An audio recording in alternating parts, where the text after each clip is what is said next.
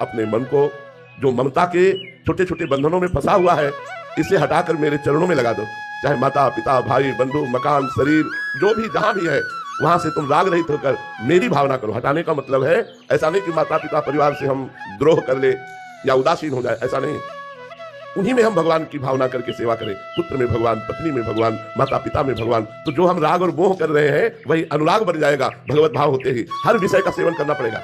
गृहस्थ में हो हर विषय का सेवन करना पड़ेगा, पर वो विषय भगवत प्रसाद रूप से, तो वही अनुराग की तरफ ले जाएगा। और जब विषय को विषय समझकर भोगा जाता है तो राग और आसक्ति होती है, और विषय को प्रसाद समझकर भोगा जाता है तो वही सर्व दुखों का नाश करके भगवत अनुराग प्रकट कर देता है। इसलिए संपूर्ण विषयों को, संपूर्ण संबंधों को भगवत स्वरूप में लीन करके निरंतर भगवान का नाम स्मरण करते हुए जब बढ़ा जाता है तो विराग पैदा हो जाती है।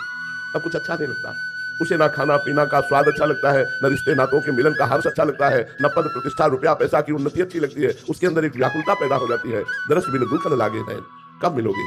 विरह कमंडल कर लिए बैरागी दो नैन, मांगत दरस मधु करी छके रहे दिन नैन। रात दिन विराग हृदय में जल रही, कैसे प्रभु मिलेंगे? और रूप माधुरी का पान करके भी वो नेत्र प्यासे रहते हैं। तन मन के बिछुड़े नहीं, चाह बढ़े दिन रैन, कबहु संजोग नमा नहीं, देखे भरी भरी नैन। ऐसी स्थिति होती है। तो वैराग्य रूपी सिंहासन पर ही अनुराग रूपी राजा विराजमान होता है। यदि संपूर्ण भोगों से, संपूर्ण लोक लोकांतर के विषयों से वैराग्य नहीं तो भगवत अनुराग नहीं हो सकता।